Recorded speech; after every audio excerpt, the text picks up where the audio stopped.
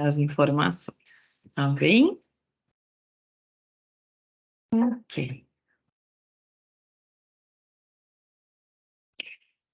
Só abrir o Moodle aqui e abrir o nosso materialzinho. Conseguiram fazer os trabalhos, gente? Lembram que é até hoje, né? Hoje, 29, se é que eu não estou perdido, né? Até hoje, acho que ainda tem mais umas horas aí de acesso. Alguns tiveram dúvida, acho que ontem até eu respondi pelo chat ali. As questões, conforme nós tínhamos combinado, aqui a questão que vocês deviam fazer era a questão. Ah, tá, menos o de grupo. Claro, de grupo vocês ainda estão se organizando, que ainda temos prazo aí, né? Isso, tá? Até porque ele é maiorzinho aí, vai demandar um pouquinho mais dos colegas, tá? Mas só para esclarecer a dúvida, é, em relação àquelas questões que nós tínhamos colocado, na outra aula a gente combinou da gente fazê-las em aula, tá? Então, o objetivo era a gente usar mais umas questões de ENAD para falar um pouquinho sobre princípios, tá? Então, mas igual eu respondi ali, acredito que alguém tenha compartilhado no grupo, e até é importante o grupo no fim, porque a gente consegue dividir essas questões de maneira mais tranquila, tá? Então, o que que a gente tem para hoje? Vamos lá, minha gente. Hoje a gente já está terminando, né, o nosso segundo encontro da unidade 2. Então, nosso quarto encontro no total e nosso segundo encontro na unidade 2. E a gente tem que dar sequência na questão dos princípios, né? Então, essa era a grande questão. E aí, com isso, a gente vai começar a articular a nossa fala é, no que tange as questões de relacionados à tutela preventiva, tá? Então, isso é bem importante para a gente se organizar também. Só preciso minha pastinha aqui. Uma coisa aqui. Para a gente se organizar e também conseguir formatar o trabalho. Então, antes da gente entrar na unidade, efetivamente falando de tutela preventiva, a gente precisa terminar a nossa conversa, né? Afinal de contas, sobre a questão principiológica, tá? E como eu comentei com vocês, tem uma importância bastante grande dentro dessa temática. Bem, só vou baixar aqui, vou abrir a minha tela e vamos iniciar. Deixa eu baixar isso aqui, só para ficar mais fácil de eu compartilhar com vocês. Até eu tinha comentado com uns colegas que eu acabo mantendo a tela semi-aberta, porque daí eu consigo visualizar as legislações, tá? Que também é uma forma de vocês, da gente ir fazendo essas remissões, tá? Então, se isso incomodar muito, daí vocês me avisem, que daí a gente tenta formatar de uma outra forma, tá? Deixa eu só baixar aqui o PPTzinho de novo, e daí eu compartilho com vocês.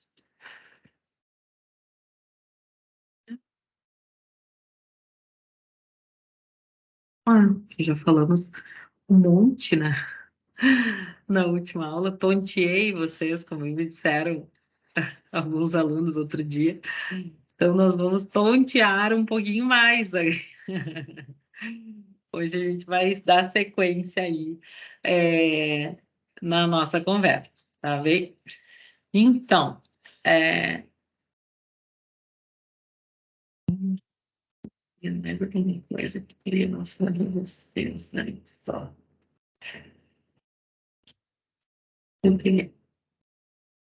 Vamos que vamos, é isso aí.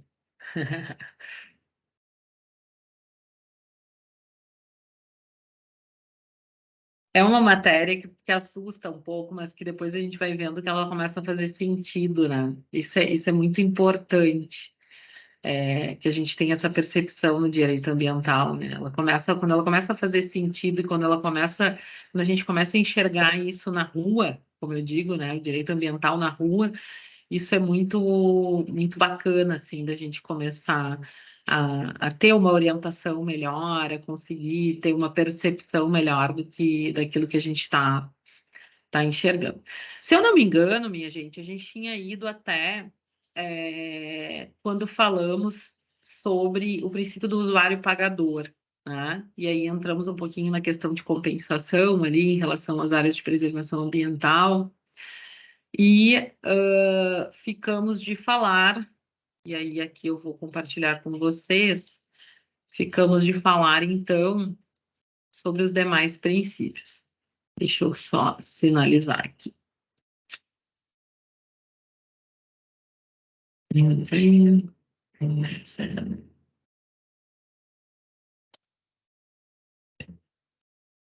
Aqui. Hotel. Não é a melhor forma de compartilhar isso aqui. Fico até na dúvida. Janela.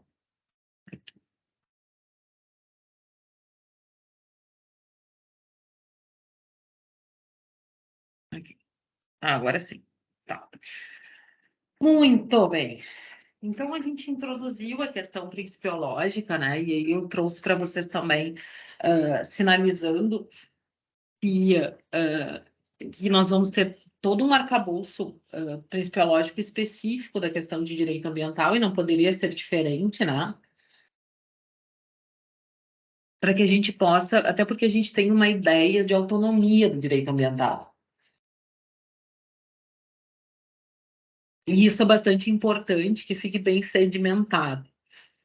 E aí conversamos, então, até o princípio do usuário pagador, que daí fizemos essa remissão ao texto, né, que nós trouxemos da Lei de Recursos Hídricos, tá? E aí explicamos a formatação dela. Deixa eu voltar aqui para ver se eu estou no lugar certo. E aqui, muito bem. E aí entramos justamente num dos princípios que nós trouxemos lá no início da nossa conversa, quando nós falamos dos nossos 16 Objetivos do Desenvolvimento Sustentável, né? E aí, aproveitando para a gente conversar um pouquinho, e eu acho que isso é importante, também até para a gente conversar sobre como isso foi trazido em prova, né? Então, vejam, a gente começa tratando sobre a questão do desenvolvimento sustentável justamente numa perspectiva de equacionar, né? Lembram aquelas 3 grandes áreas que nós tínhamos dentro dessa estruturação? E isso, gente, é uma das coisas que eu quero que fique sedimentado dessa disciplina, né? E arraigado em vocês, que é a questão de que o desenvolvimento sustentável não se trata somente de se falar em meio ambiente, né, em estruturação do meio ambiente. Na verdade, quando a gente fala em desenvolvimento sustentável, a gente tem que pensar num círculo de atuação que envolva a questão do desenvolvimento social e que envolva também a questão do desenvolvimento econômico.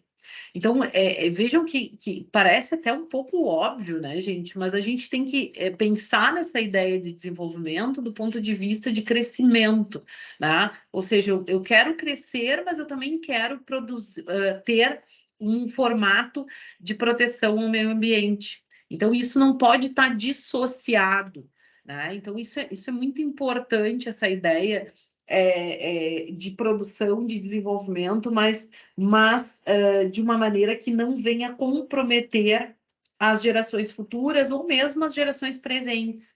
Então, isso é muito acaba se tornando muito claro quando a gente começa a olhar do ponto de vista do desenvolvimento e da própria gestão social, tá? Essa ADI que eu cito aqui, ela é uma ADI que tratou sobre a questão da proteção ambiental e decidiu, então, que quando houver conflito entre a proteção ambiental e o desenvolvimento econômico, a primeira providência a ser adotada é a tentativa de torná-los compatíveis. E, em caso de impossibilidade, prevalece a proteção ambiental.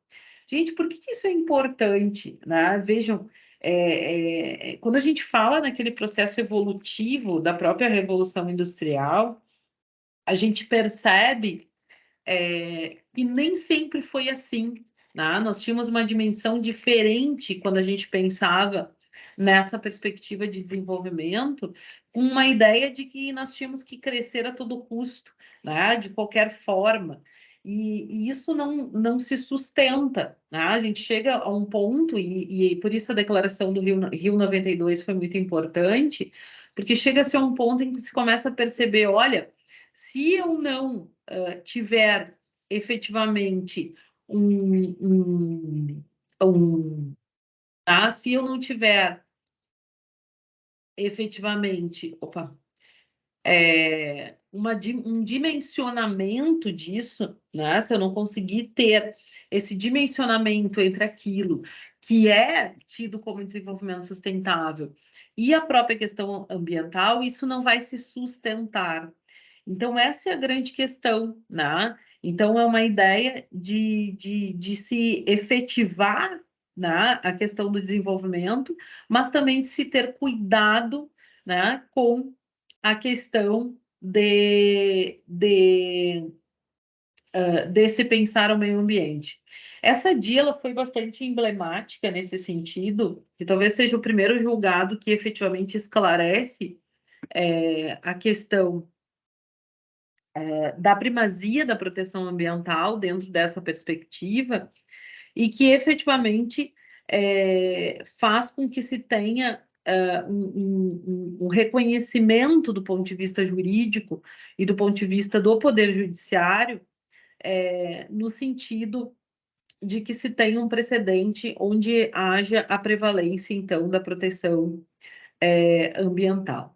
Se vocês forem lembrar, a própria questãozinha, né, a questãozinha que nós trouxemos para que vocês pudessem trabalhar e que foi trazida via ENAD, ela traz justamente essa questão do desenvolvimento sustentável, né? Então, ela tem ela traz esse conflito, aspas, né? Esse jogo de interesses que a gente vai ter do ponto de vista constitucional, ela traz para que se pense na ideia de gestão ambiental equilibrada também do ponto de vista ambiental. E isso, gente, é uma sedimentação daquilo que já vem nos dizendo a jurisprudência. Não é diferente nessa ADI, quando ela fala, por exemplo, na questão da meta-individualidade. Meta-individualidade. É uma palavrinha que aparece dentro dessa ADI 3540, no sentido de consagrar uma nova dimensão de direitos fundamentais. Então, quando a gente viu lá aquele enquadramento, né, da estrutura dos direitos fundamentais, a gente percebe que, para além de ser um direito difuso, a proteção ao meio ambiente ela ganha um caráter de meta-individualidade, ou seja, ela tem que garantir também as gerações futuras para além do indivíduo, né? Então, isso ganha um reconhecimento judicial efetivo nesse sentido, né? Então, isso é bastante importante. Pois é, Melissa, essa questão político-partidária, né? Claro que a gente não é o nosso foco da disciplina, mas claro também que a gente sabe que nós tivemos várias questões importantes relacionadas à questão do meio ambiente nos últimos anos. Então, isso é importante que seja sinalizado, inclusive com a diferenciação de competências em relação ao próprio CONAMA, né? Então, a gente teve alguns recortes, né, importantes aí dentro dessa questão de articulação do ponto de vista da política de proteção ao meio ambiente, e isso é bastante importante, né? Quando a gente for falar, por exemplo, em licenciamento, a gente também vai falar sobre essa questão do marco legal do licenciamento, né? E de como isso vem sendo pensado no sentido de uma certa flexibilização. Então, isso é bastante importante para além das questões político-partidárias, mas do ponto de vista técnico, né? Então, a gente precisa entender como vai ser pensado e como vai ser introjetada a política do licenciamento ambiental, para que a gente consiga pensar nessa contraposição do desenvolvimento sustentável. Então, muito pertinente a tua posição. tá? E o que a questão nos traz, né? Se eu conseguirem abrir por aí, mas eu estou com ela aqui do meu lado, só para a gente lembrar, né? É uma das questõezinhas que vocês responderam lá num dos nossos primeiros questionários. Eles fazem justamente o seguinte.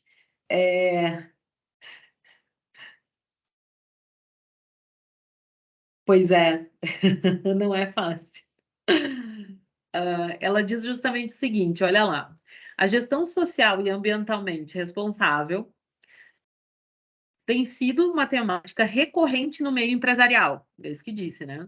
Quando se discute o desenvolvimento econômico, o grande desafio para as empresas é desenvolver atividades sustentáveis e obter lucros, mantendo ainda assim a competitividade, que é justamente o discurso, né, e a narrativa que se constrói no sentido de desenvolvimento, no sentido de dizer, olha, esse monte de entraves jurídicos, e foi a grande questão do marco legal do licenciamento, justamente fazendo com que se tivesse uma certa flexibilização em algumas atividades, né? Porque se entende que isso seria uma forma de criar entraves, né? Ou aspas, né? Entraves, mas que vão garantir a segurança de todos, né? Do ponto de vista ambiental, mas ok, né? Mas criar entraves para que se possa se desenvolver de forma competitiva.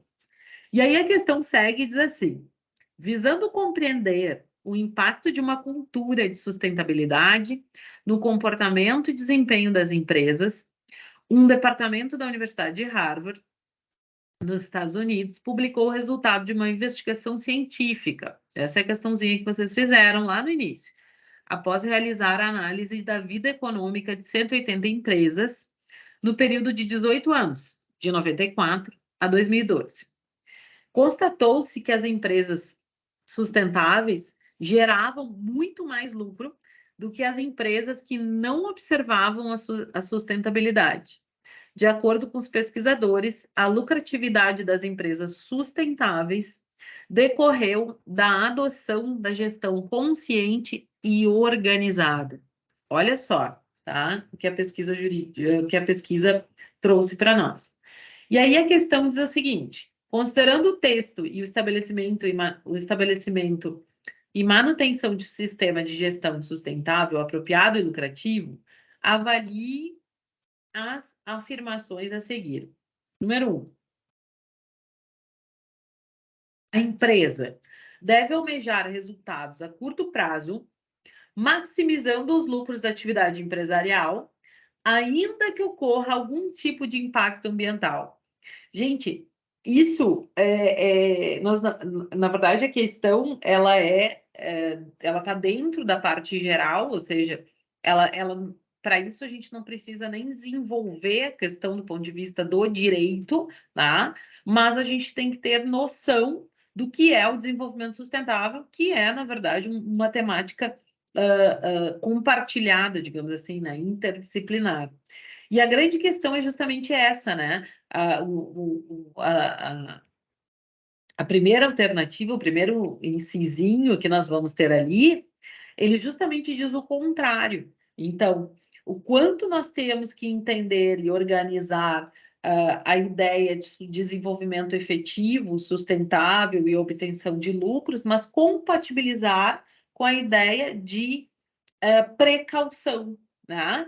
E aí vocês vão lembrar dos dois princípiozinhos que nós falamos na aula passada, que servem justamente para dizer, olha, se eu tenho a obrigação de minimizar, e não só eu, o poder público, mas todos, né? A obrigação de minimizar ou, quiçá, de eliminar os impactos, os possíveis impactos ambientais. Então, é justamente o contrário. Tá? Então, eu não maximizo lucros em detrimento da existência do impacto ambiental. Tá? Então, a questão, na verdade, era quase que intuitiva. No inciso segundo, ele vai dizer o seguinte: a empresa deve estabelecer comunicação e consultas oportunas com as comunidades diretamente afetadas por suas políticas ambientais, de saúde e de segurança. Gente, nesse ponto, além da questão do desenvolvimento sustentável, e isso é uma das questões que veio lá das.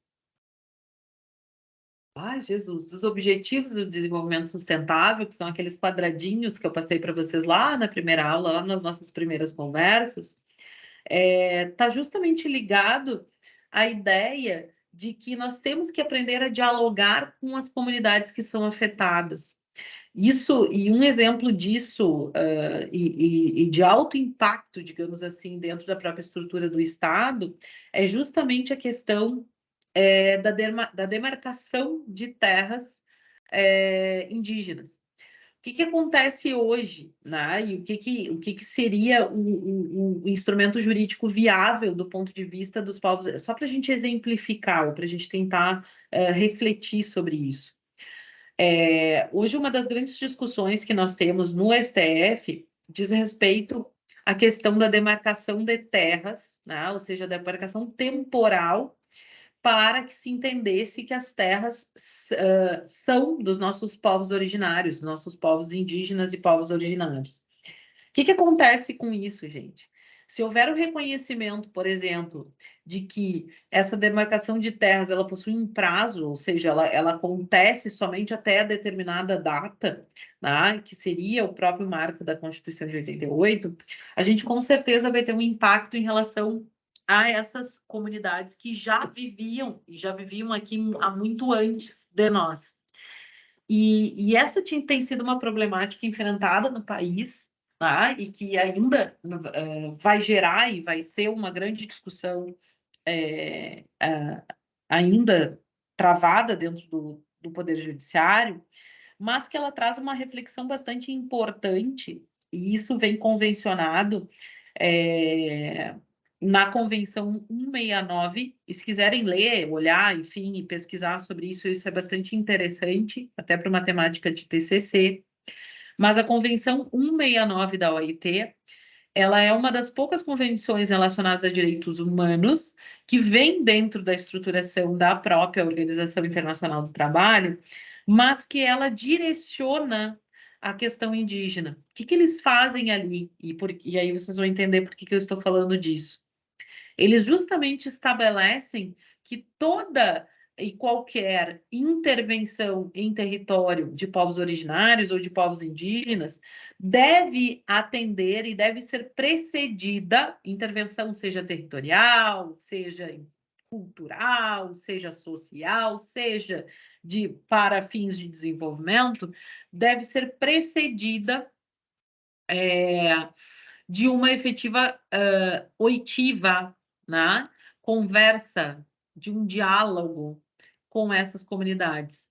Então, olha a intenção, olha como o panorama internacional, ele já olha para uma ótica onde essas comunidades tenham que ser ouvidas para fins de garantia de sua saúde, de sua segurança e, neste caso em especial, de sua própria cultura. Então, esse movimento de comunicação, de consulta pública, de efetivação de direitos, ele é extremamente importante para o desenvolvimento sustentável. Olha o que eu estou dizendo, né, gente? Olha a conexão que a gente está tendo que fazer. E quem faz isso é o panorama internacional. E isso não é diferente, né? Pelo contrário, isso vem sedimentado naquilo que já diz a Agenda 2030 da ONU. Então, não é à toa que eles vão falar em igualdade de gênero, não é à toa que um dos objetivos sustentáveis é a diminuição da pobreza, por exemplo, tá? Não é à toa que se tenha que pensar em reorganização e reestruturação e erradicação das desigualdades sociais para que se possa pensar efetivamente em desenvolvimento sustentável. Hoje a gente teve uma conversa e é algo que vocês são sabedores e ouvem pelas notícias, mas me chamou muita atenção e porque eu acabei lembrando de vocês também, porque sabia que tinha o nosso encontro. Mas hoje nós recebemos na Secretaria de Justiça a visita da subsecretária de Direitos Humanos do Estado do Rio de Janeiro. E uma das questões que ela nos trouxe, justamente pensando em política pública, né, e aqui num sentido contrário, porque daí é função do poder público, mas pensando numa política pública de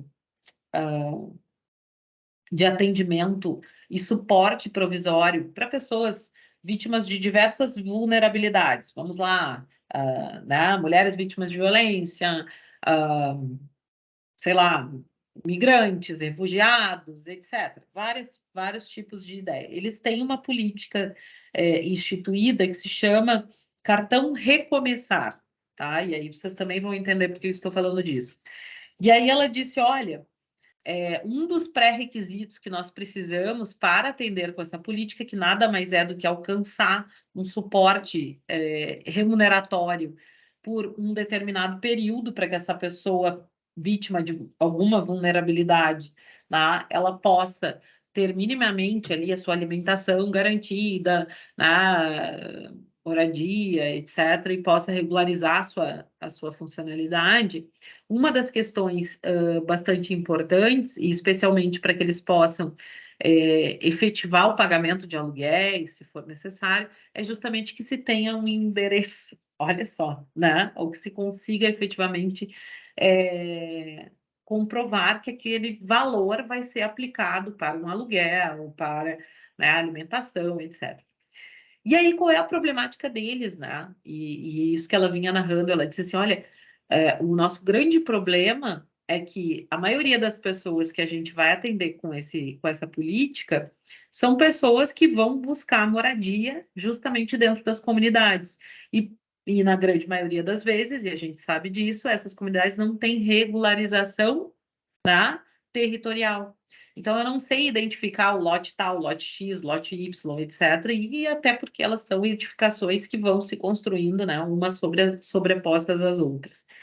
Então, isso é tão interessante, gente, porque daí a gente começa a olhar para isso e começa a entender o porquê, por vezes, a gente tem um impacto ambiental também relacionado, e a gente falou sobre isso quando falamos em função social da propriedade, que também é um princípio da estruturação ambiental, quando a gente não consegue estabelecer uma política de regularização urbana, uma política de regularização rural, uma política de organização do espaço, né?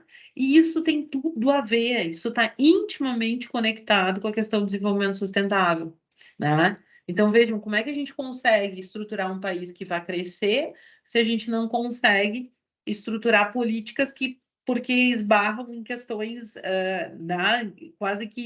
quase não, questões ambientais, né? Questões territoriais e de organização do espaço urbano, que não deixa de ser proteção ao meio ambiente. Então, essa comunicação direta, então, com essas comunidades, também é uma prerrogativa do desenvolvimento sustentável. O que a gente quer dizer com isso? Olha só tudo que nos ensina essa questão, tá? A gente quer dizer com isso que desenvolvimento sustentável não é o que eu, Viviane, penso se eu sou lá uma empreendedora. Ah, isso aqui é desenvolvimento sustentável, estou sendo, né, a minha empresa atende os requisitos de desenvolvimento sustentável. Não. Desenvolvimento sustentável é uma obrigação social, né? Ela é uma obrigação constitucional de toda uma sociedade, então do poder público e também da sociedade. E mais, ela deve ser construída a partir dessa comunicação oportuna e direta com as pessoas que convivem naquele arredor, que convivem naquele lugar. Isso se torna tão importante, gente, porque, na verdade, na verdade, isso acaba precisando ser dito, né?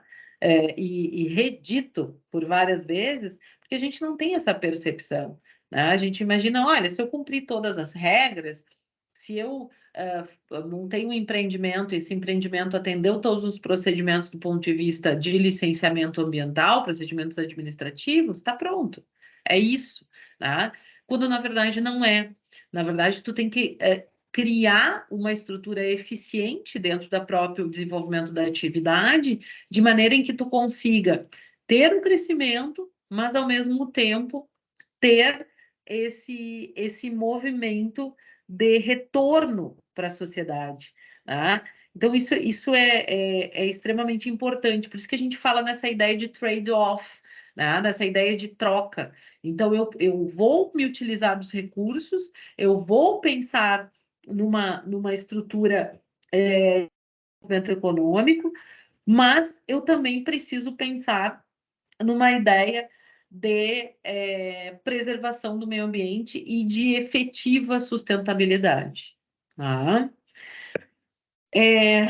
Por fim, gente, a questão ainda nos traz dizendo assim: a empresa deve promover níveis mais elevados de conscientização dos consumidores quanto às consequências ambientais da utilização dos seus bens e serviços. O que que é isso, gente? Informação. Informação. Um dos princípios que a gente vai ver logo logo, ele se refere a esse princípio da informação. E mais, quando nós falamos nas medidas e falamos na aula passada sobre o princípio do poluidor pagador, vocês vão lembrar disso, até porque é um nome bem peculiar, né? Que a gente acaba sempre lembrando. Quando nós falamos disso, uma das questões que nós trouxemos se referia justamente à ideia de não só de cumprir ou de ser responsável, né, no sentido de repressão, mas ser responsável, ser responsabilizado pelos danos ambientais que ele vier a causar, mas também no sentido de internalizar as externalidades, ou seja, de fomentar práticas de proteção ambiental e que deem conta daquilo que efetivamente aquela empresa ou aquela atividade vem criando como, né, externalidade para aquela sociedade, que é o que nós falamos e um dos alunos comentou na ideia de logística reversa, né? Então, a garantia de que efetivamente a gente vai fazer esse processo de retorno para a sociedade, né, de uma política de desenvolvimento. Se vocês forem olhar, e me chamou muita atenção isso, ontem até à noite, eu confesso que eu não sou é, como diz o meu filho, eu não sou uma bebedoura, não é isso, né? Mas eu não costumo beber refrigerantes já há bastante tempo, né? Mas ontem me chamou muita atenção, porque eu também não costumo assistir muita televisão, até porque não me sobra muito tempo, eu me informo muito via telefone celular, etc. E, ah, e, ah, e, e ontem me chamou muita atenção, e me corrijam se eu estou errada, mas eu vi que a Coca-Cola relançou a ideia da garrafa. Eu não sei se é de vidro, não, eu não confesso que eu não prestei atenção, mas eu vi que é uma garrafa retornável, né? Então, olha só como eles já começam a repensar isso, né? Que era um formato que se tinha, que era bastante comum antigamente, e que depois, né, com a questão da própria garrafa PET, isso acabou tendo uma mudança bastante importante. Eu me dei só.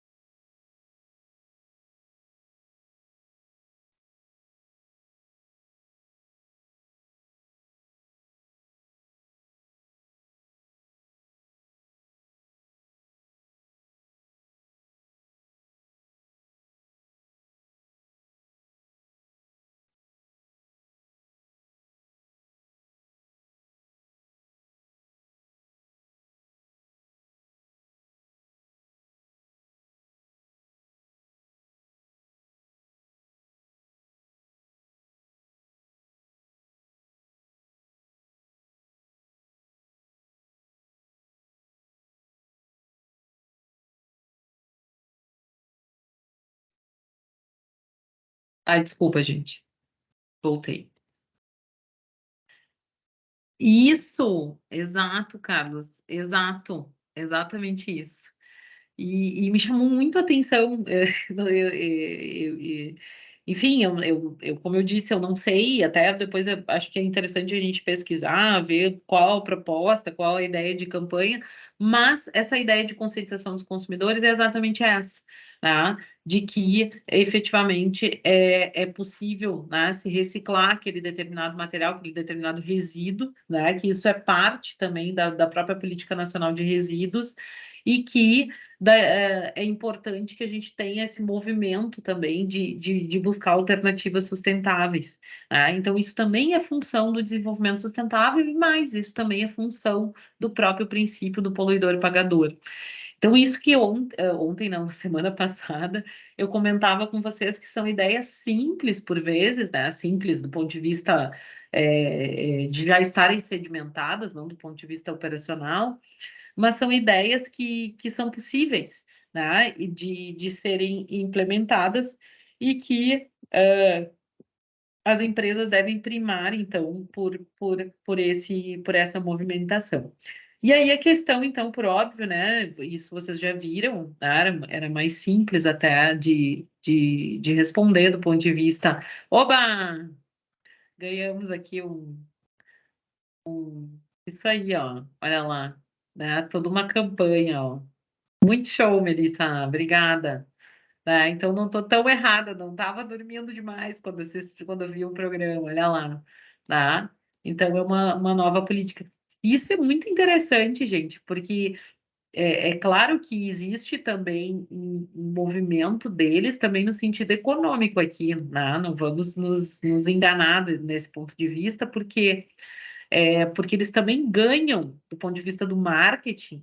E hoje, com os movimentos que a gente sabe também, que as pessoas são muito mais conscientes, né? Que as pessoas também procuram consumir produtos que tenham um maior grau de sustentabilidade, que as pessoas já têm um olhar melhor em relacionado à informação. Isso faz com que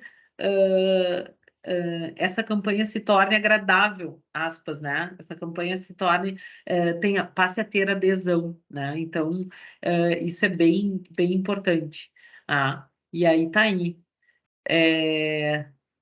Das loucas que acham coca de garrafa de vidro. Eu não tomo, guria, tu acredita? Não tomo mais, faz muitos anos. Mas quem toma me diz isso sempre. Na época que eu tomava, eu achava ótimo também as garrafas, ainda mais se fossem bem pequenininhas. Mas tem todo esse lado. Então tá aí, não estava tão maluca. Tá? Então esse era o objetivo. E aí uma das questões, né, e foi até o pedido que eu fiz para vocês, foi justamente no sentido de pesquisarem, né, pelo menos um julgado ou dois, enfim, que vocês pudessem trazer e colacionar, né, para tentar entender como também os nossos tribunais vêm trabalhando com a questão do desenvolvimento sustentável. Olha aí, já apareceu até uma cerveja. Calma que não é sexta-feira, gente. É só na sexta-feira. Né? Hoje é água, café, por aqui é isso aí. Não, tô brincando, mas vamos lá. É, Gente, um princípio também bem importante, que vai muito nessa linha da dimensão global e que nós comentamos quando falamos também da Agenda ONU 2030, está justamente relacionado à ideia de cooperação de povos, tá?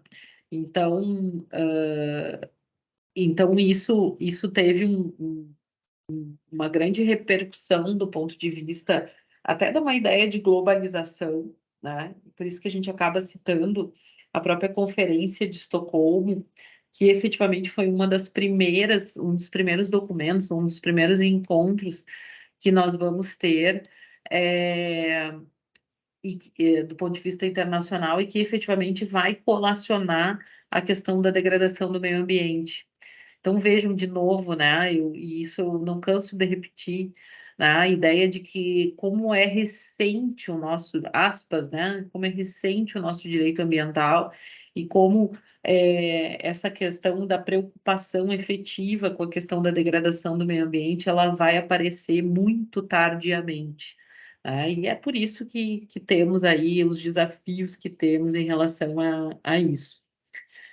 Essa conferência, ela foi efetivamente um marco do ponto de vista constitucional, desculpa, internacional, porém, ela no Brasil, ela vai ter efeito, ela vai ter aplicabilidade efetiva pós Rio 92, ou seja, 20 anos depois. Então é importante que a gente diga isso por dois motivos. Um, a Conferência de Estocolmo ela vai trabalhar com a ideia de desenvolvimento sustentável, ela é a primeira conferência que vai tornar mais amplificada essa ideia da necessidade de cooperação de povos, da necessidade da cooperação internacional, da amplitude do além fronteiras, né, da ideia de transfronteiriça do próprio problema da degradação ambiental, e ela vai num foco, e isso é importante dizer, gente, muito voltada à ideia da poluição. Por quê? Porque nesse primeiro momento, a questão da poluição urbana, a questão do êxodo rural, ou seja, o inchamento das cidades, né, seja na estrutura europeia, seja na estrutura americana, né, dos Estados Unidos, Canadá, seja nessas outras áreas um pouco menos desenvolvidas, como é o nosso caso, o caso brasileiro, mas isso pela primeira vez é deflagrado, então, nessa conferência, no sentido de, olha, só um pouquinho, não adianta a gente pensar que nós estamos aqui no universo europeu, né, com países com desenvolvimento econômico, etc., se nós não olharmos, né, para a estruturação do mundo como um todo, né, especialmente do ponto de vista da poluição. E aí, e isso é muito interessante, gente, porque pela primeira vez os caras se dão conta, desculpa a expressão, mas é exatamente isso, mas os caras se dão conta de que a natureza é uma fonte esgotável, primeiro, e segundo, os caras se dão conta de que esses recursos naturais podem se tornar, acho que essa é a melhor palavra, se tornar escassos de maneira mais rápida do que eles imaginam. Então, nós levamos todo esse tempo, né? Se a gente for pensar da Revolução Industrial para cá, para a gente começar a pensar nisso, né? Para a gente começar a pensar no secamento dos lagos, para a gente começar a pensar na própria questão da inversão térmica, né? De todos os problemas que a gente vive hoje, né? Relacionados às próprias mudanças climáticas. Tem um grupo que vai falar sobre isso, então tá aí, ó. Acho que é interessante.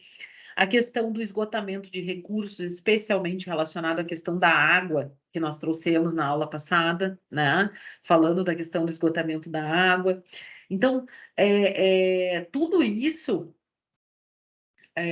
faz com que a gente comece e com que os países comecem a repensar nessa questão do desenvolvimento.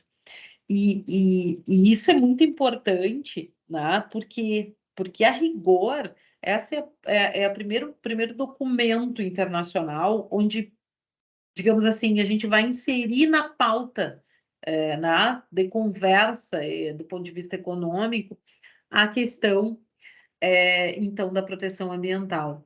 Então, eu considero esse um dos princípios mais importantes, não só do ponto de vista não só do ponto de vista de direito interno, tá?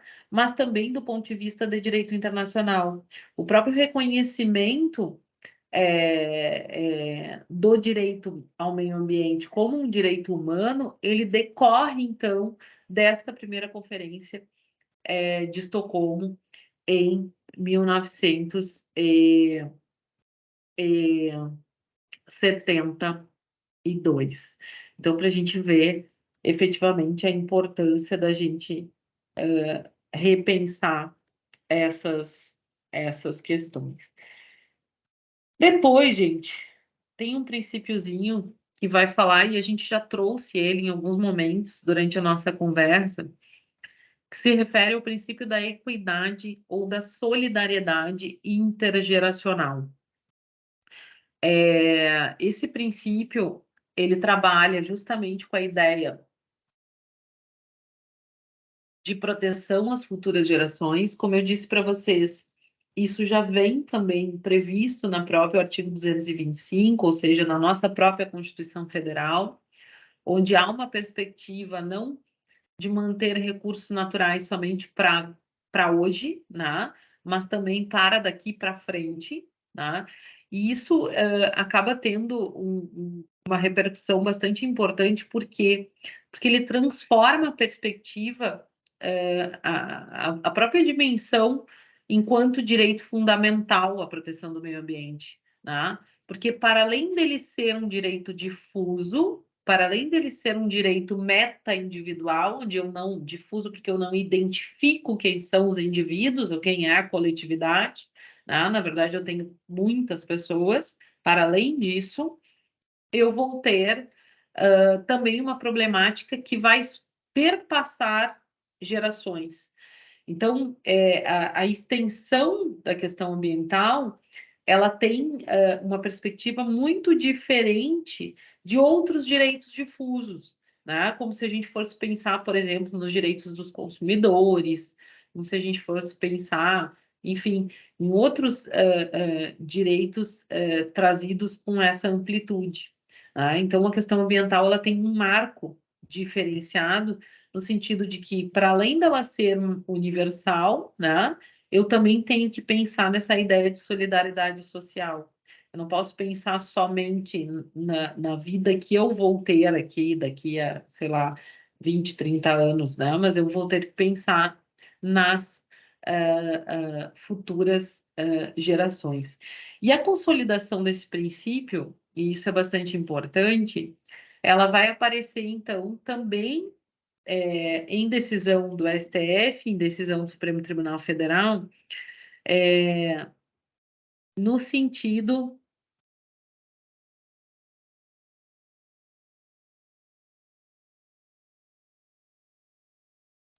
no sentido de nós termos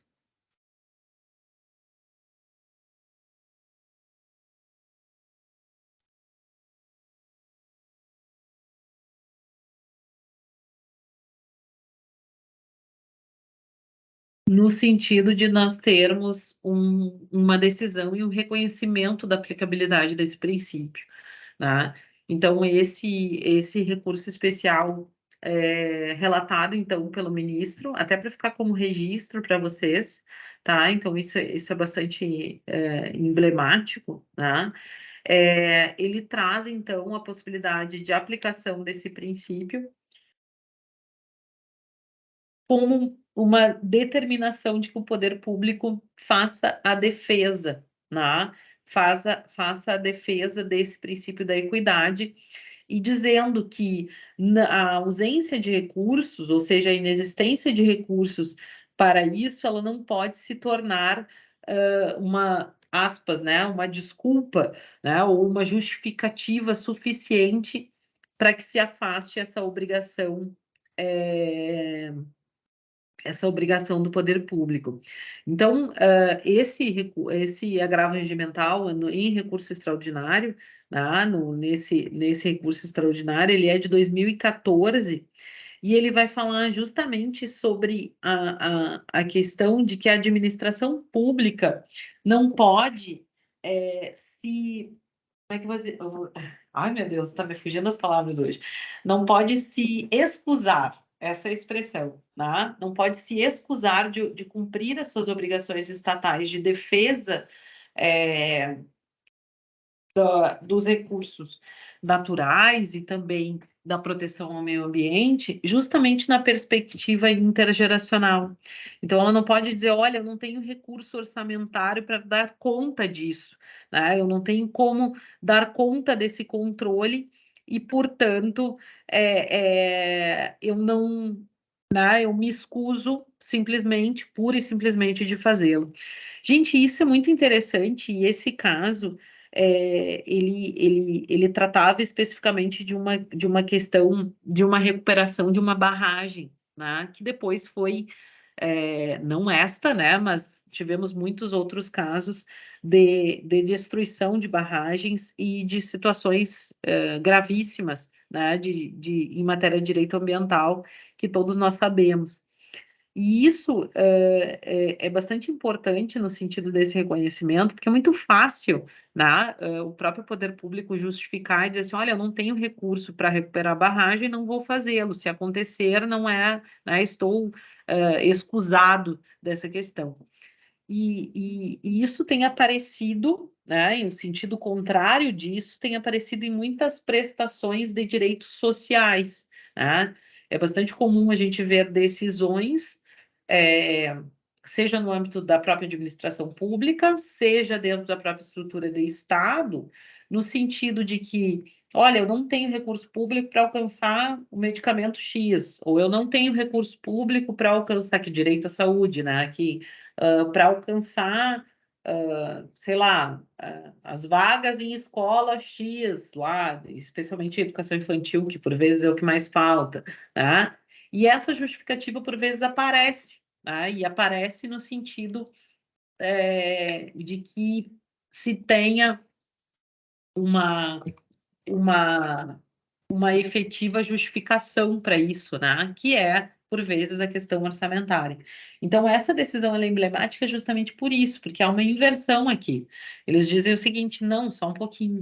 O poder público não pode se excusar da existência dessa obrigação estatal, até porque ela pode comprometer vidas, não só agora, como para futuras gerações. Tá? Então, por isso a importância do registro. É, aqui relacionado nesse agravo regimental no recurso especial, então, 658 de 171, tá? Temos discussões sobre isso? Temos. Gente, sem dúvida, tá?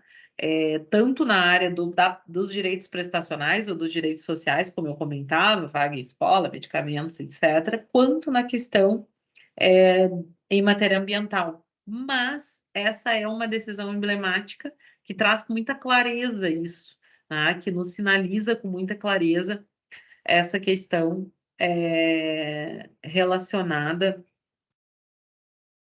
à questão do princípio da equidade. Tá? Depois, gente, se quiserem, aqui tem as referências das decisões, eu também não vou esgotá-los lendo ou trazendo elas efetivamente aqui, mas tem as referências, tem o resumo dela aqui, vocês podem fazer a leitura da ementa, enfim, acho que é importante, pelo menos, para conhecer. Tem um artigo também que depois eu vou passar para vocês, que fala sobre alguns temas de direito ambiental que são fundamentais e que daí ao longo do tempo eu vou ir trabalhando com vocês, só que aí dentro da própria temática e dentro da nossa próxima, das nossas próximos encontros, onde a gente vai falar sobre tutela preventiva, tá? E aí chega o tal do princípio da informação. Já tinha comentado sobre ele, mas ele é bastante importante. Depois ele vai aparecer também em questõezinhas que a gente vai olhar hoje, que ele está intimamente ligado à própria Lei da Política Nacional, né? Então ele já vem previsto na Lei da Política Nacional do Meio Ambiente, na 6938. Ele, posteriormente, ele vai ser trabalhado dentro da própria estrutura da Constituição Federal. Então, Constituição Federal, no artigo 225, parágrafo 1º, inciso 4º, aqui, ó, tudo anotadinho, tá? Também vai aparecer lá, tá? E também no inciso 6º. Então, isso é importante para que a gente tenha esse monitoramento. Na lei, na Lei da Política Nacional do Meio Ambiente, ele aparece de maneira muito clara quando ele vai trazer a questão da instrumentalização, tá? Da instrumentalização da política. Vejam, gente, isso algumas pessoas não é que não sabem, mas é que sequer sinalizam. Acho que essa é a expressão, tá? Que fica mais clara. Existem três grandes obrigações ou três grandes pontos quando a gente fala Até não sei se não vou... Acho que eu vou mostrar aqui. Peraí. Deixa eu só descompartilhar aqui. Eu vou mostrar a leizinha que eu acho que fica mais fácil. Peraí. Deixa eu só botar ela aqui para vocês. Porque isso é importante, tá? Até para a gente entender o histórico. Tá aqui. Deixa eu abrir ela. Bom da aula online é isso, eu gosto. Nesse sentido, porque daí a gente não precisa sentar para olhar. E aí eu consigo mostrar a leizinha para vocês aqui, tá? Ó. Conseguimos ver, né? Olha lá. Essa leizinha, e logo, logo a gente vai estudar ela. Calma, tá? Na próxima aula, talvez a gente até inicie alguma coisa hoje. Acho que talvez sim, talvez não. Mas talvez a gente inicie a estruturação. Vamos iniciar a estruturação e daí avançamos. Mas vamos ver.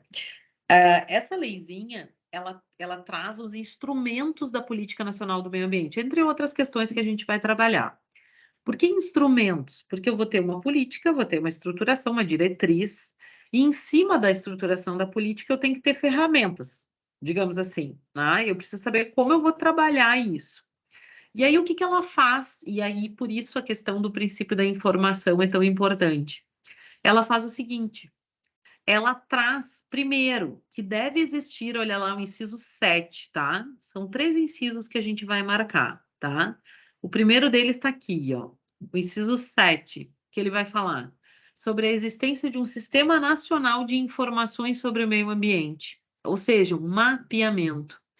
Lembram que eu disse para vocês lá no início, lá na segunda ou terceira aula, nós falamos sobre competências.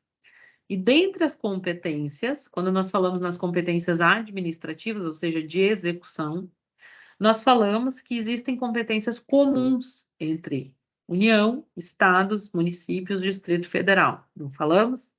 E uma delas está relacionada intimamente à proteção da fauna, flora, etc.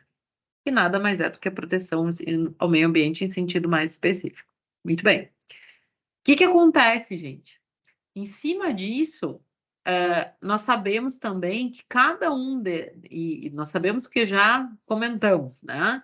Cada uma dessas unidades federativas vai ser responsável, então, por estruturar e fiscalizar as suas áreas de proteção, as suas áreas de proteção ambiental, as suas áreas de preservação, a sua fauna, sua flora, suas peculiaridades ali dentro.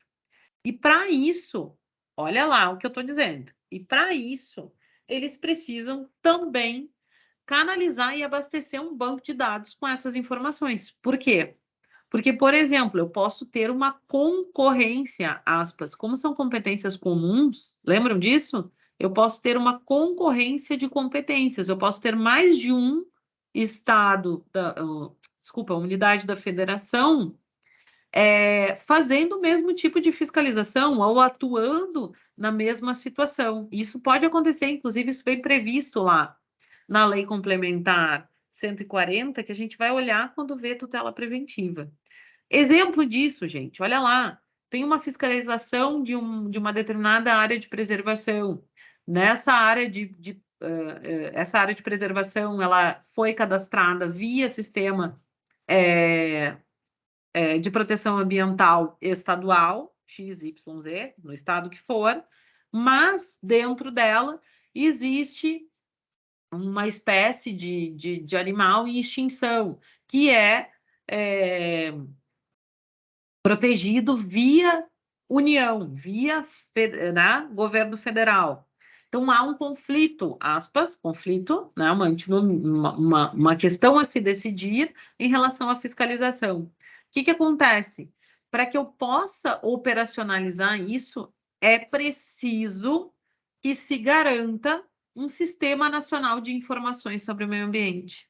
Ou seja, é preciso que haja um cadastramento dessas áreas, até porque existem áreas onde sequer pode haver qualquer intervenção humana. Existem áreas de preservação, áreas de proteção, em onde sequer pode haver qualquer intervenção humana. Então, para isso, eu preciso saber que áreas são essas. Então, o primeiro foco do princípio da informação está justamente dentro do instrumento da política, que é estabelecer um sistema nacional de informações onde todas essas esferas da federação consigam acessar ou pelo menos buscando, consigam saber de que área se trata, de que questão se trata, etc. Então, esse é um dos primeiros grandes pontos que a gente traz em relação a isso. O segundo grande ponto se refere à questão, se refere à questão da garantia de prestação, né? Da garantia de prestação aqui, tá? De informações relativas ao meio ambiente, obrigando-se o poder público a produzi-las. O que é isso, gente?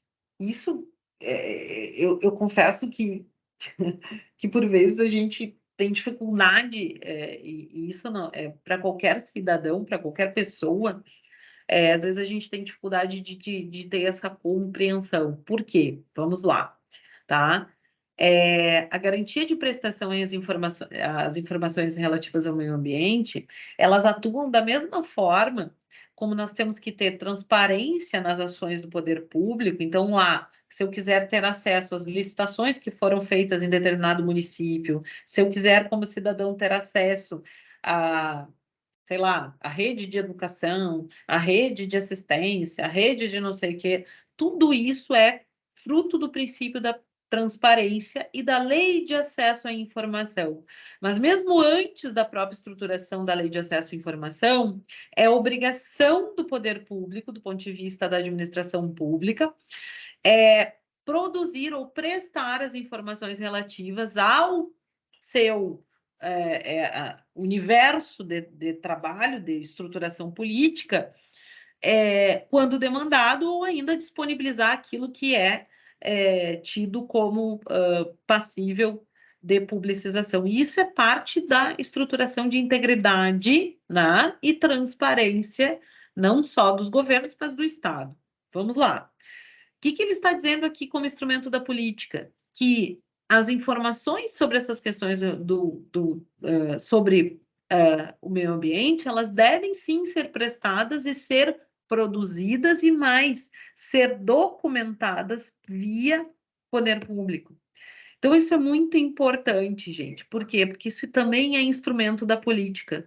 Não consigo fazer uma política ambiental se eu não tenho um mapeamento de informações, se eu não consigo produzir informações sobre os recursos naturais, sobre o meio ambiente, etc., né, do trabalho, sobre o próprio meio ambiente artificial, sobre a questão de urbanização, etc., e tudo mais que envolve a própria estruturação do meio ambiente. Tá?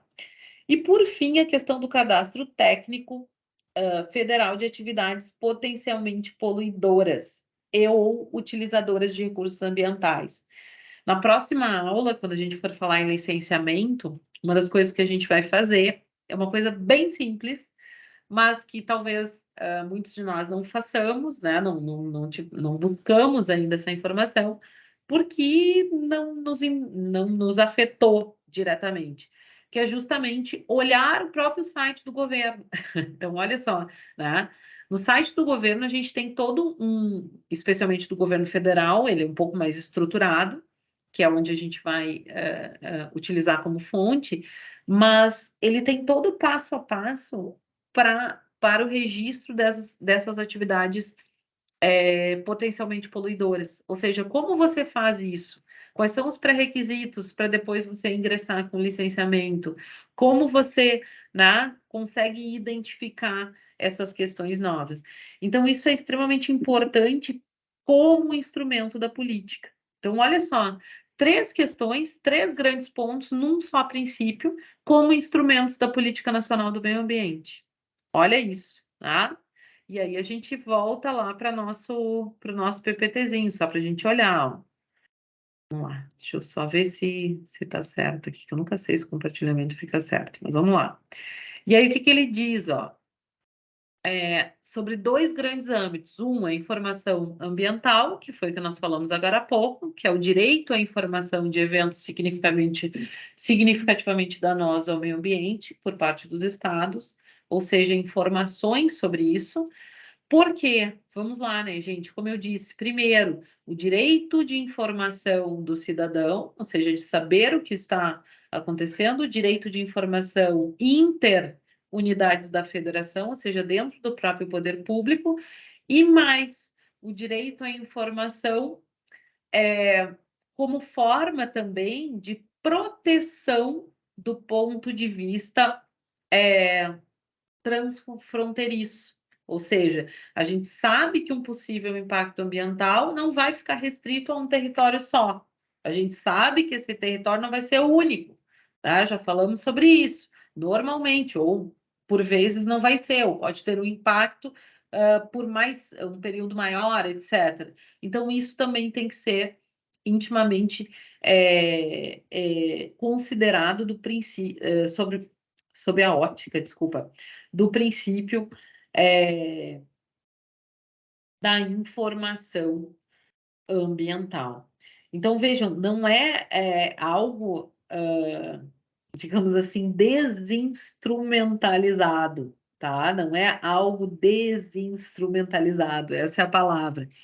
E mais, gente, o que foi feito então? Né? Como é que se criou isso? Eles vão dizer, professora, tudo bem, tá aí tudo certo, mas como é que se criou tudo isso? Quem é que faz tudo isso? Como é que funciona tudo isso? Esta leizinha, tá? Não vou me ater em toda ela, mas é importante vocês terem ao menos notícia dela. Essa leizinha, a Lei 10.650 de 2003, ela então regulamenta como vai se dar o acesso público a esses dados e informações existentes nos órgãos. Ela vai regulamentar também como vai funcionar essa ideia de acesso, né, efetivamente, a essa documentação, a esses procedimentos, né, como é que isso vai funcionar do ponto de vista do fluxo, né? Trazendo e traduzindo aquilo que eu trouxe para vocês, de que qualquer indivíduo pode vir a buscar e a solicitar o acesso a essas informações, até num sentido de acesso à informação do ponto de vista público, mas também vai estabelecer um fluxograma, né? Como é que vai ser feito, quais são os órgãos competentes, quais são os prazos, como é que a gente pode recorrer de um possível indeferimento, etc. Tudo isso vai vir nesta leizinha aqui, que tem uma coisa aqui que eu não sei por que apareceu, né? Que é a Lei 10.650 de 2003, tá? Então, fica o convite até para vocês, se quiserem olhar, enfim, a gente não vai estudar com profundidade, até porque não é necessário, uma lei mais informativa, mas é mais para vocês terem conhecimento de como isso funciona e qual é a legislação que organiza essa questão, tá bem? Depois, gente, nossa, eu disse que os princípios eram bastante coisa, mas vamos lá. Depois a gente vai ter, e agora efetivamente chove aqui, porque onde eu estava não choveu, mas agora chove. Negócio louco, né? Aqui em casa estava chovendo e eu estava trabalhando, e o meu guri aqui, daí ele dizia, mãe, tá chovendo. Eu disse, mas não tá. Função. Mas enfim, vamos lá. Aí a gente entra no segundo plano, tá? Só para a gente acordar lá. No segundo plano do princípio da informação, que se refere à educação ambiental. E aí vocês vão lembrar que nós falamos, inclusive, sobre isso dentro do artigo 225, quando traçamos a necessidade de termos a questão da conscientização e da educação ambiental efetiva em todos os níveis de ensino, né? Comentei até com vocês que uma das esferas transdisciplinares que nós vamos ter como exigência, inclusive, do próprio MEC nos cursos de ensino superior, trata justamente da questão da sustentabilidade e também da questão da proteção ao meio ambiente, ou da gestão ambiental, ou mesmo do próprio direito ambiental, que é o que estamos trabalhando aqui. Essa ideia de educação ambiental, ela também tem uma leizinha, gente, isso é importante, tá? Que é essa leizinha 9795 de 99, que vai dispor sobre essa política nacional de educação ambiental. Então, isso é importante dizer por quê? porque, na verdade, ela é uma forma de instrumentalização da própria previsão constitucional. Então, a gente sabe que existe a previsão constitucional, mas isso tem que acontecer dentro de parâmetros que estão traduzidos pela própria legislação, tá? Então, isso é bastante importante. E dentro desse processo, e essa lei é muito interessante, especialmente para aqueles que gostam de educação, como nós, né? Como eu, como o colega Milton, que também é da área, mas ela é bastante importante em que sentido, né? Porque ela vai tratar da articulação desses programas de mudança de valores. Então, ela tem um sentido, a lei ela traz um sentido, ela diz assim: olha, essa educação ambiental ela tem que aparecer de maneira interdisciplinar, de maneira transversal, tá? Ela tem que aparecer, ela tem que permear as conversas dentro das disciplinas. Eu vou dar um exemplo, gente, e que é bastante interessante para a gente pensar. Por exemplo, dentro da administração, por vezes, se trabalha a questão da gestão ambiental, do ponto de vista do desenvolvimento sustentável, tá? Dentro de muitas disciplinas, dentro do curso de Direito, por exemplo, a gente pode trabalhar como em direito administrativo, por vezes a gente trabalha limitações ao direito ao patrimônio, como, por exemplo, desapropriação, como, por exemplo, alguma coisa de direito urbanístico, né? Pensando na ideia de regularização fundiária, de regularização urbana. Então, tudo isso é trabalhar de alguma forma a educação ambiental, desde que, vamos lá, né, nós tenhamos dentro dessas disciplinas não só a estruturação de conteúdo do ponto de vista técnico, mas também no sentido de valoração, né, no sentido de sensibilização é, no, do ponto de vista da educação ambiental. E por isso, e é bastante interessante a forma como eles trazem o enfoque, me desculpem se eu me alongar nessa temática, mas eu acredito que seja importante, mas o enfoque humanista nesse ponto e também democrático e participativo. Isso que eu estou dizendo são princípios trazidos pela própria lei. A lei vai trazer essa questão, olha só, de enfoque humanista, holístico, e aí eu vou deixar o holístico para um ladinho, tá? Para a gente falar sobre isso, democrático e participativo. Por quê? Por que ele fala em educação ambiental do ponto de vista democrático e participativo? Dois grandes motivos. Primeiro, porque toda a estruturação da tutela preventiva, tá? Toda a estruturação da tutela preventiva de proteção ao meio ambiente. Ai, desculpa, secou. Desculpa. Ela é uma estruturação que prevê a participação, e depois a gente vai falar disso, popular. Ou seja, há pouco a gente falava em desenvolvimento sustentável e dizia que deveriam se construir diálogos daqueles que vão empreender ou vão operar determinada obra ou atividade com as comunidades locais e interessadas dentro dessa ótica. E isso, gente, não é diferente nesse ponto de vista, porque um dos instrumentos que a gente vai ter dentro da política nacional, por exemplo, é justamente a realização de audiências públicas, ou seja, instrumento de democracia participativa alocado dentro do procedimento de licenciamento. Então, olha só, né? Por que isso, gente? Porque o meio ambiente, de novo, a professora vai repetir de novo, vai dizer a chata, né? Mas, de novo, vamos lá. A estruturação do meio ambiente é um direito de todos e é um dever de todos. Então, como é que eu vou fazer educação ambiental sem eu pensar numa lógica dialógica, de uma lógica democrática, uma lógica participativa, tá? Então, por isso é fundamental que esse movimento de educação ambiental já parta desse princípio, assim como é nos instrumentos que nós vamos ter dentro da própria política, que é o exemplo da audiência pública. Ou seja, eu oportunizo para aquela comunidade que vai receber, digamos, uma indústria, uma fábrica, uma atividade X, Y, Z lá, e que pode vir a gerar dano, pode vir a gerar impacto naquela sociedade. Então, para isso, eu tenho um instrumento que faz com que aquela comunidade possa ser ouvida. Da mesma forma na educação ambiental.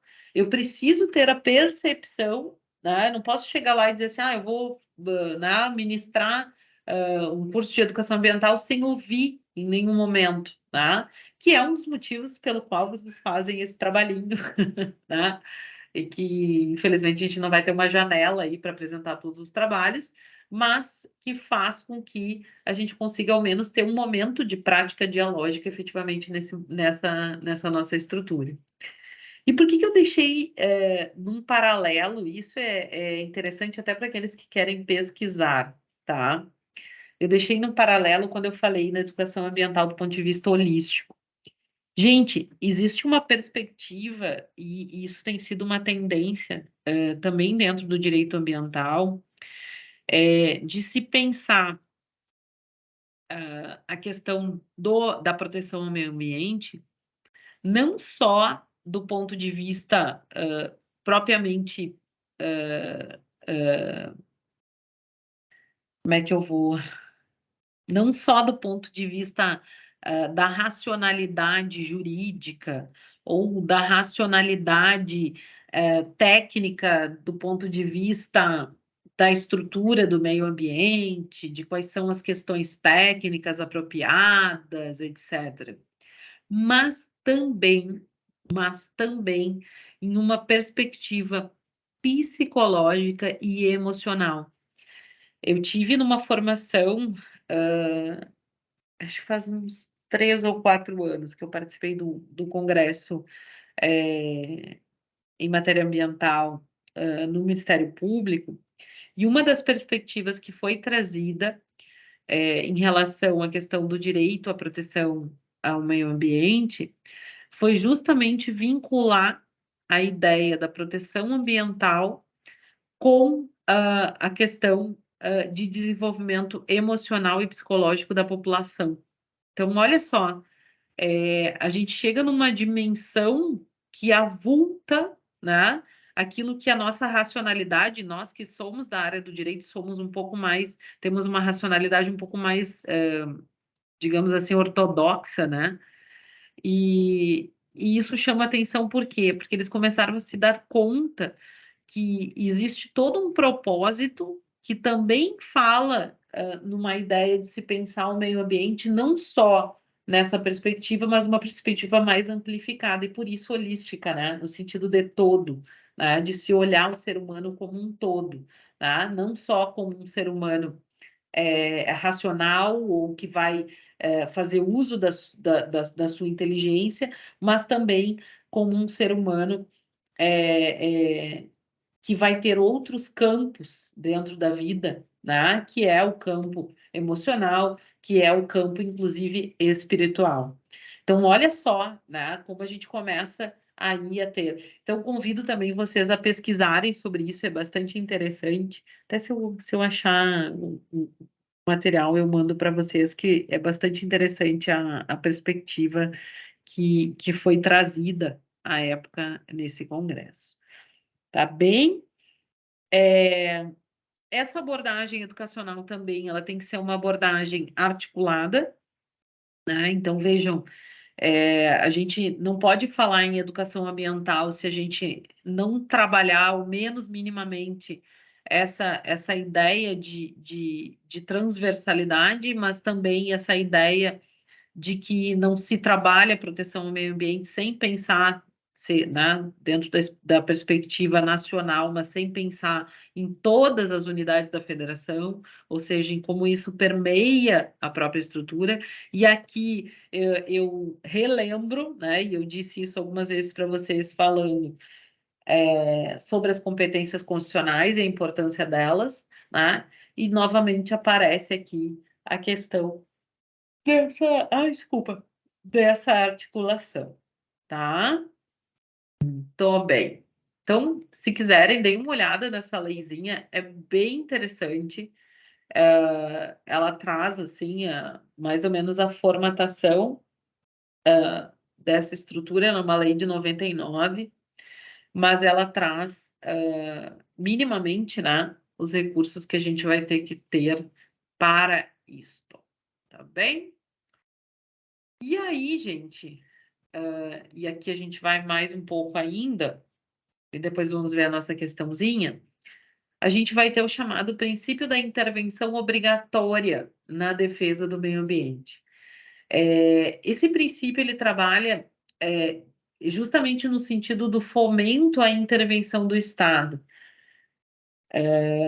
A gente sabe, vamos lá, né, que nós temos uma perspectiva de, de, de efetivação, né, das providências de controle, seja através do licenciamento, seja através da fiscalização, né, seja através da própria ação civil pública que nós comentamos, né, dentro da estrutura especialmente encabeçada via Ministério Público, seja através das penalidades, então as penalidades sejam cíveis, sejam administrativas, sejam penais, todas elas também são formas de controle.